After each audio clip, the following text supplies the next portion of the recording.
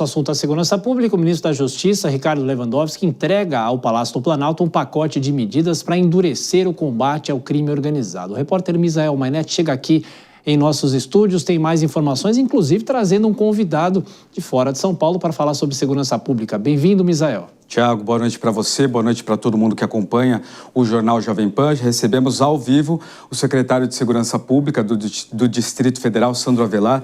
Obrigado pela presença. Prazer, Misael. Vale ressaltar que Sandro Avelar também é presidente, do CONCESP, que é o Conselho Nacional de Secretários de Segurança Pública. Exato. E tem um motivo de o senhor estar aqui. Antes da gente falar isso, a gente vai falar desse projeto antifacção que foi apresentado pelo ministro Ricardo Lewandowski. Como o Tiago mencionou, é um projeto para endurecer as leis, endurecer as penas em relação às facções criminosas, aumentando inclusive o tempo de prisão para 8 a 15 anos. O ministro Lewandowski falou sobre o assunto hoje. Acompanhe.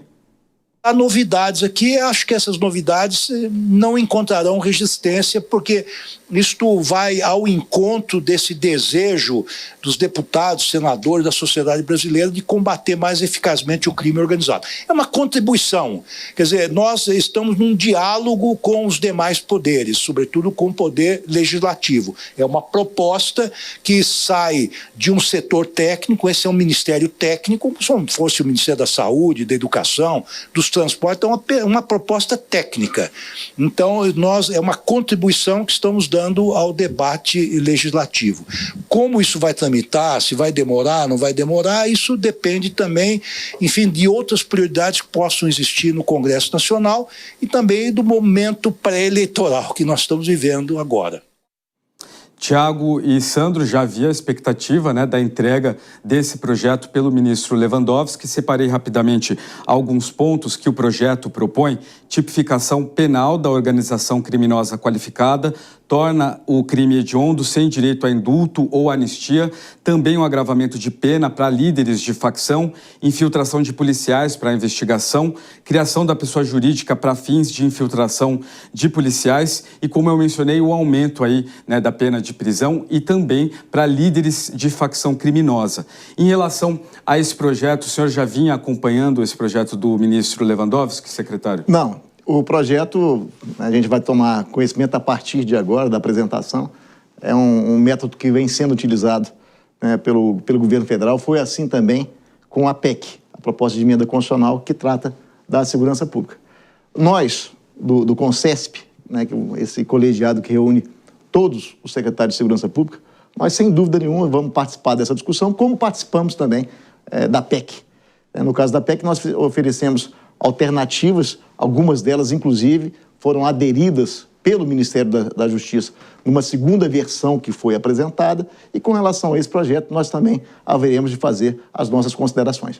E na sua avaliação, a gente tem falado muito aqui no Jornal Jovem Pan sobre PCC, sobre o Comando Vermelho, temos visto inúmeras operações da Polícia Federal por parte nesse combate ao PCC. Existia a necessidade de um endurecimento mesmo de penas, das leis, ou uma reforma judiciária, até defendida muito pelo secretário de Segurança Pública, Guilherme Derrite, de penas mais duras para combater o crime organizado, objetivo esse do ministro?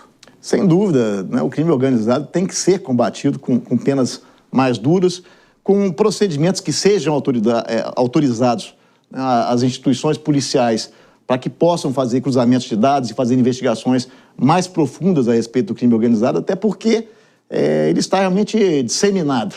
Hoje, dificilmente você vai encontrar um Estado que não sofra, de alguma forma, com as influências do crime organizado.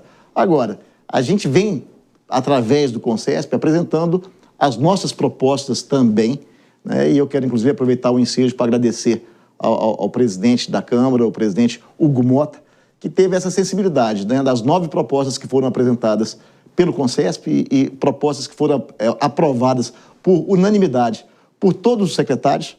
Eu gosto sempre de ressaltar isso, que você, ao decidir por unanimidade, contando com secretários de segurança pública que são de governos de esquerda, de direita ou de centro, você mostra que há todo um tecnicismo na atividade de segurança pública, daqueles que são realmente responsáveis pela segurança pública. Então, quero agradecer ao presidente Hugo Mota, porque das 9 propostas que nós apresentamos, ele conseguiu colocar todas essas propostas em regime de urgência, inclusive 4 já foram aprovadas. Vou só contextualizar para a nossa audiência, Tiago. O secretário, por meio do Conselho, ele entregou vários projetos complementares que funcionariam como braços da segurança pública. 9 projetos. E quantos deles foram, então, apreciados? Já 4 foram aprovados, né, e os outros estão tramitando em regime de urgência.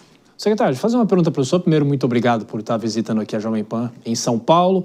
Sobre a PEC da segurança, né? Os governadores, quando essa PEC foi anunciada, reclamaram muito que é uma interferência do governo federal nos estados. Eu pergunto para o senhor o seguinte: a sensação de insegurança que o brasileiro vive nas grandes cidades, aqui em São Paulo, eu praticamente nunca vi assim como São Paulo. Essa sensação, as pessoas andam na rua, guardando o celular no bolso, guardando aliança para não ser abordado na rua, essas pessoas abordadas na rua. Eu pergunto para o senhor o seguinte: o senhor acha que se esse pacote, se essa PEC especificamente não passar nesse ano, dificilmente passa no ano que vem, por ser um ano eleitoral, secretário? Eu acho que essa PEC interfere muito pouco nos resultados concretos da segurança pública. Quando você faz uma pesquisa e você aponta essa chamada sensação de insegurança, né, a população está muito preocupada, são com os crimes que ela sente na pele, sobretudo os crimes patrimoniais, os roubos, os furtos, né, que são crimes que são tipicamente combatidos pela segurança pública do dia a dia, a Polícia Civil Estadual, a Polícia Militar Estadual. Então, é preciso que haja essa participação da segurança pública em si, dessas corporações que estão enfrentando a criminalidade no dia a dia. Então, a PEC, ela funciona como uma espécie de coluna vertebral. Dali tem boas ideias, por exemplo, o Fundo Constitucional, né, com recursos voltados para a segurança pública e para o sistema penitenciário. São 2 fundos que são desejáveis, sobretudo porque prevê a impossibilidade de contingenciamento. Mas, por exemplo, a PEC deixou de propor fontes de financiamento para esse fundo. E nós propusemos que, então, que a gente obtenha recursos das BETs, por exemplo, né, que estão arrecadando bilhões e bilhões, e a segurança pública merece uma parcela disso, como já tem a saúde, como já tem a educação. Se a segurança pública é a maior preocupação da população brasileira, em qualquer pesquisa que você fizer, isso será apontado, é preciso que ela seja tratada com essa seriedade e com essa preocupação. Não se faz segurança pública sem recursos. Por isso, a gente vem defendendo, inclusive, a destinação de parte dos recursos arrecadados pelas BETs para que sejam destinadas à segurança pública. Alguns governadores, inclusive, reclamaram, se mostraram descontentes em relação à contribuição que a União daria para a pasta de segurança pública e que o Estado daria. E a União teria uma competência maior, mesmo contribuindo menos. Como que o senhor vê essa relação, essa situação? Eu acho que isso é fato. Os estados contribuem com recursos infinitamente superiores ao que é contribuído atualmente pela União. Eu vejo um esforço para que a União assuma esse papel de coordenação. E eu acho justo coordenar desde que respeite as peculiaridades de cada um dos nossos 27 estados, que têm realidades muito diferentes. Né? Você não pode comparar um estado da região de fronteira com o que a gente enfrenta, por exemplo, aqui em São Paulo, ou em Brasília, ou no Rio de Janeiro. Então, são realidades diferentes que têm que ser respeitadas. Mas o papel de coordenador do governo federal será aceitado, desde que o governo federal contribua também com recursos que tenham equivalência com aqueles que já são destinados pelos estados. Então, quando o governador reclama, né, que ele quer ter autonomia, até porque ele é que investe na segurança pública, ele tem razão. Né? Isso aí é uma preocupação que o governo federal já tem demonstrado. A gente percebe um esforço bastante grande do Ministério da Justiça, por exemplo, em executar recursos que antigamente não eram executados. Então, eu acho que nesse aspecto a gente progrediu muito. A atual equipe do Ministério da Justiça vem trabalhando com esse propósito de fazer com que aqueles recursos que são disponibilizados, né, que são, de fato, ainda muito pequenos, mas pelo menos aquilo que é disponibilizado que seja executado pelos estados, porque antigamente nem isso acontecia. Né? Mas é preciso que a gente mude essa realidade e aumente significativamente os recursos que são investidos pelo governo federal em segurança pública. O secretário, nosso tempo está terminando, mas chega aqui a informação que o governador Ibanez Rocha pediu para que a final da Libertadores desse ano seja em Brasília, no estádio Mané Garrincha. A capital federal tem condição de receber uma partida desse porte, as equipes de segurança? De que forma que isso pode também, claro, contribuir para Brasília do ponto de vista financeiro? Temos totais condições de receber um evento dessa magnitude. Temos um estádio que é maravilhoso, né? Um estádio para um público realmente bastante significativo, um estádio para mais de 70 mil pessoas, né? E temos condições de segurança que têm sido exemplares.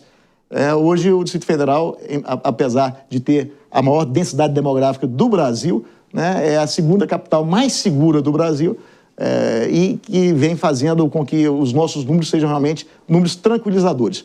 Então, a sensação de segurança que a gente tem no Distrito Federal é bastante grande, especialmente se comparada com outras grandes capitais, de forma que eu não tenho dúvida, a gente tem totais condições de receber um evento com essa magnitude. Perfeito. Amanhã, Sandro Avelar e outros secretários de Segurança Pública se reúnem em um evento. A expectativa, pelo menos a gente imagina, é falar de PEC da Segurança Pública, o que mais vocês devem tratar. E gostaria já de aproveitar com uma segunda pergunta rápida, por causa do tempo. Além do modelo do Distrito Federal, qual o modelo em todo o Brasil que o senhor admira quando a gente fala em segurança pública?